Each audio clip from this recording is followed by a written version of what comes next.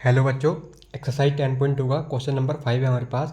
Find the scalar and vector component of vector with initial point 2,1 and terminal point -5,7। अब initial point और terminal point क्या है? पहली बात तो जब भी वेक्टर लिखा हो ना, तो वो कुछ एब्सिसा कोऑर्डिनेट की फॉर्म में लिखा होता है, यानी कुछ एक्स का कोऑर्डिनेट यहाँ लिखा होगा और वाई का कोऑर्डिनेट यहाँ। जैसे ये 2,1 दे रखा है इनिशियल पॉइंट। अब इनिशियल पॉइंट और टर्मिनल पॉइंट का मतलब क्या है? मान लीजिए अगर कोई ए एक इनिशियल पॉइंट है, तो इस लाइन सेगमेंट का टर्मिनल पॉइंट होगा बी। और मान लीजिए अगर ये ई को मैं 2,1 मान लूँ, 2,1, ये मैं अंडरस्टैंडिंग के लिए बता रहा हूँ, ऐसा कुछ मतलब लिख कर नहीं दिखाना है आपको क्वेश्चन में। अब एक वेक्टर है, तो हमें बताना है कि जो टर्मिनल पॉइंट और इनिशियल पॉइंट वाली जो वेक्टर है, इसका स्केलर और वेक्टर कंपोनेंट बता दो। तो पहले हम ए बी वेक्टर निकालेंगे कैसे? मतलब ये जो लाइन है, जो लाइन सेगमेंट ज्वाइन कर रही है with initial point and final point, वो वेक्टर आप कैसे निकालेंगे?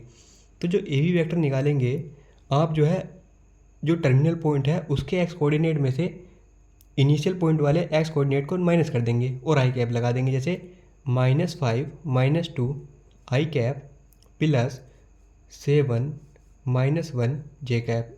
ऐसे ही जैसे हमने एक्स वाले कोऑर्डिनेट का माइनस कर दिया, मतलब जैसे हमने एक्स वाले कोऑर्डिनेट का टर्मिनल पॉइंट लिया, फिर इनिशियल पॉइंट लिया और माइनस कर दिया इसमें से, ऐसे ही हम बाई का टर्मिनल पॉइंट लेंगे जो कि बी वेक्टर के लिए है, मतलब बी किसी बी पॉइंट के लिए, और इनिशियल वेक्टर का वाई कोऑर्डिनेट लेंगे और माइनस करके जे कैप लगा देंगे, क्योंकि भाई एक्स कोऑर्डिनेट में आई कैप डायरेक्शन होती है और वाई कोऑर्डिनेट में जे कैप।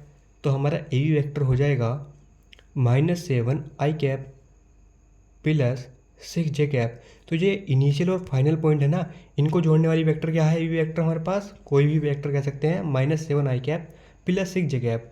अब हमें बताना है इसके वेक्टर कंपोनेंट। अब वेक्टर कंपोनेंट का क्या मतलब है? वेक्टर कंपोनेंट यानी कि हमारे पास डायरेक्शन भी हो। अब वेक्टर कंपोनेंट आपको दिख रहे हैं इसमें, देखिए यहाँ पर मुझे दिख रहा है कि -7 आई कैप एक वेक्टर कंपोनेंट है और 6 जे कैप, क्योंकि इनके पास भाई कुछ ना कुछ मैग्नीट्यूड भी है, और इस वेक्टर में जो आई कैप की डायरेक्शन में कितना मैग्नीट्यूड है वो भी दे रखा है। तो इसका जो वेक्टर कंपोनेंट हो जाएगा, वेक्टर कंपोनेंट वो हो जाएगा -7 I cap and 6 J cap. Vector component से बेसिकली यही मतलब है कि उसका मैग्नीट्यूड भी हो, उसकी कोई डायरेक्शन भी हो, और उस वेक्टर में से निकाल के आप हमें बता दीजिए। अब स्केलर कंपोनेंट क्या है?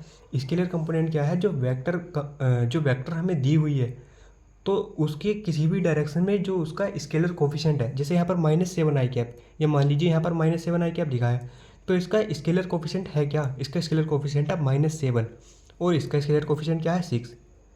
तो स्केलर कंपोनेंट हो जाएगा इस वेक्टर का, scalar components of this vector are -7 and 6।